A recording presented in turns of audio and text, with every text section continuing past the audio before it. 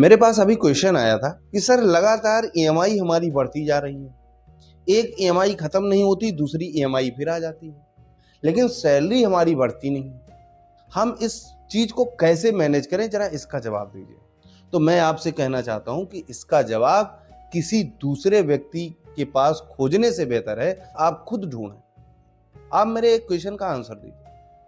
जब आप लोन लेते हैं तो आप तो ये देखते ही होंगे कि कितने परसेंट इंटरेस्ट रेट इस पर देना है। 18%, 15%, 12%, जो भी हो, हम एवरेज 15% मान लेते हैं, हम 12% मान लेते हैं। आपको ये भी पता है कि महंगाई दर क्या है, 5 से लेकर 7% के बीच में रहेगी। आप एवरेज 6 मान लीजिए, 6% महंगाई दर रहेगी। आप जो भी एक साल में खर्चा करेंगे उसका 6% अगले साल आपको ज्यादा खर्च करना पड़ेगा। उसके बाद और भी खर्चे आ गए जो कि पिछले साल में जुड़े नहीं थे, वो भी आ गए, उसको भी खर्च करना है। तो कुल मिला के आप 20 से 30% के बीच में अगले साल पेमेंट करने वाले हैं। यानी आप जितना खर्च कर रहे थे पिछले साल, अगले साल में आप उससे 30% ज्यादा खर्च करेंगे। आप अगर जॉब कर रहे हैं या आप कोई बिजनेस कर रहे हैं या कुछ भी आप कर रहे हैं, 30% आपको अपनी इनकम भी बढ़ानी पड़ेगी। लेकिन आप अगर जॉब करते हैं तो उम्मीद करिए कि मैक्सिमम अगर आपका जॉबर आपकी सैलरी बढ़ा रहा है तो 8 से 10% बढ़ाता है, बहुत बढ़ा देगा, 12% बढ़ा देगा, 15 बढ़ा देगा। अगर 15 भी बढ़ाता है तो 25% एवरेज खर्चे आपके बढ़ चुके हैं, तो आप 10% सालाना माइनस में हैं। यानी आप पूरा पेमेंट करने के बाद, पूरी कमाई लगाने के बाद भी 10% माइनस में रहेंगे। तो अगर आपको लगता है कि ये 10% कम है तो आप अपना टोटल अमाउंट जो भी खर्च करते हैं उसका 10% निकालिए, आप कितने माइनस में रहेंगे। और फिर इसका बोझ आपके अगले साल पर बढ़ जाएगा। आप लेकिन मैनेज कैसे करेंगे? आप जो लोन होगा, जो क्रेडिट कार्ड का लोन होगा, उसको आप आगे बढ़ा देंगे, ईएमआई पर कर देंगे।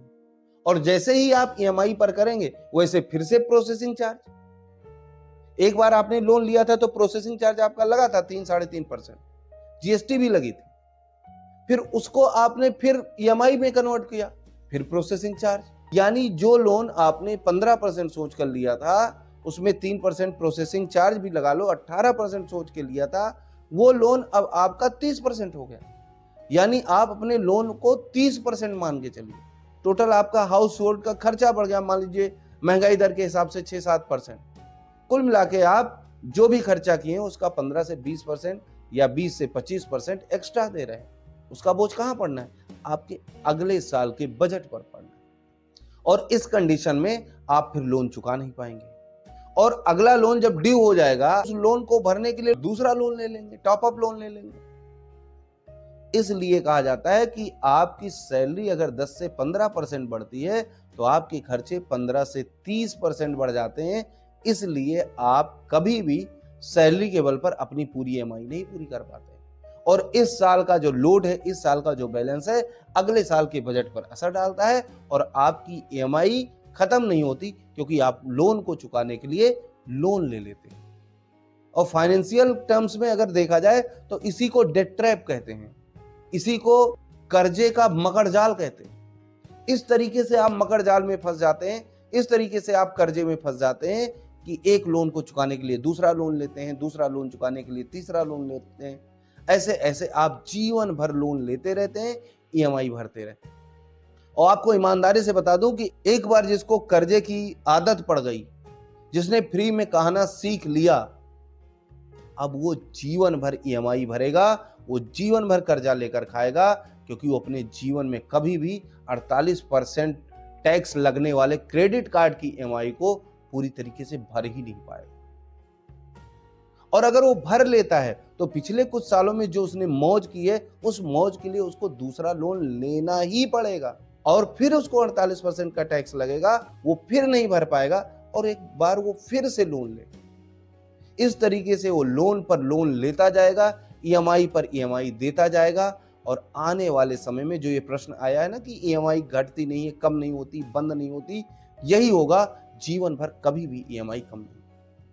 तो अगर आप अपना जीवन सही से जीना चाहते हैं तो सबसे पहले जितने भी कर्जे हैं जल्दी से जल्दी उसको निपटा दें, क्योंकि वो कर्जा नहीं है, उसके साथ जो इंटरेस्ट जा रहा है ना, वो आपकी पूरी इनकम को खाए जा रहा है। आप सुखी तभी होंगे जब आपके ऊपर कोई ईएमआई नहीं होगी। आपके ऊपर कोई लोन नहीं है। भाई सैलरी बढ़ने का इंतजार में इतना क्यों करते? हमको लगता है कि हमारे खर्चे बढ़ते जा रहे हैं तो हमारी इनकम बढ़नी चाहिए, और इनकम जहां से हो रही है वो लोग पहले से जानते हैं कि ये आदमी छोड़कर जाएगा नहीं, क्योंकि इसके ऊपर ढेर सारी समस्याएं, तो और भी सैलरी नहीं बढ़ाते। महंगाई इधर लगातार बढ़ती जाती है, लेकिन आपकी इनकम वहीं की वहीं रह जाती है। इंटरेस्ट आपको अलग से देना है, महंगाई दर की मार अलग से है, दूसरे तीसरे खर्चे हर साल एक्स्ट्रा अलग से आ जाते हैं। तो इस तरीके से आप कभी भी ईएमआई कम नहीं कर पाएंगे, खत्म नहीं कर पाएंगे, जब तक आप पूरी तरीके से अपने कर्जे को खत्म नहीं करेंगे। तो अगर इन सारी चीजों से बचना है तो क्रेडिट कार्ड बंद कर दीजिए, पहली बात। लोन लेना बंद कर दीजिए, दूसरी बात। और अगर आपने ले भी लिया है तो उसको जल्दी से जल्दी चुकाइए, जितना जल्दी हो सके क्रेडिट कार्ड के कर्जे को खत्म कीजिए पहले, उसके बाद जो दूसरे लोन से उस कर्जे को खत्म कीजिए। कर्जे भी खत्म करने के अलग अलग तरीके हैं कि पहले आप कौन सा करेंगे। जिसमें इंटरेस्ट रेट ज्यादा हो उसको आप पहले खत्म कीजिए, और जिसमें कम हो वो बाद में खत्म कीजिए। ये भी एक तरीका है। अगर आप इन सारे बताए गए रास्तों को फॉलो करेंगे तो आप कर्ज मुक्त हो जाएंगे, ईएमआई से फ्री हो जाएंगे। नहीं तो जीवन भर ईएमआई देते रहेंगे और कभी भी आपका लोन खत्म होने वाला नहीं है। तो उम्मीद है आपको ये वीडियो पसंद आई होगी। अगर आई है तो अपने दोस्तों के साथ शेयर करिए और इस वीडियो को लाइक करिए, इस चैनल को सब्सक्राइब करिए। मिलते हैं अगले वीडियो में, तब तक के लिए जय हिंद, जय भारत।